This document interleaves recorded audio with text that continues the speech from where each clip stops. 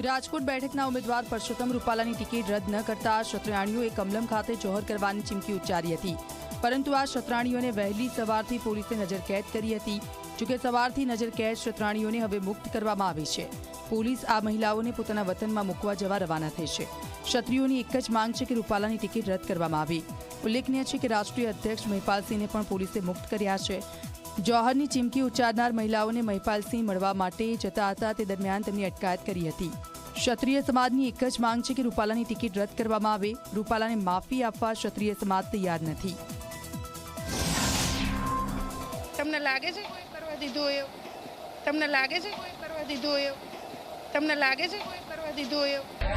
હવે નિર્ણાયક લડાઈનો સમય આવી ગયો છે। તમામ ક્ષત્રિયોના આપણા સમર્થકો તૈયાર થઈ જાઓ। આપણે ગુજરાત પ્રદેશ ભાજપાનું કાર્યાલય એટલે કમલમ ગાંધીનગર ટૂંક સમયમાં ભેગા છે।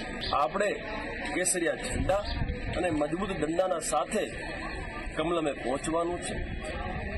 જેને જે સમજવું એ સમજે। તો ટૂંક સમયમાં હું આપને તારીખ અને સમય જણાવી દઈશ। તમામ ક્ષત્રિયો ભેગા થાઓ, કારણ કે આ સમાજના સ્વાભિમાનનું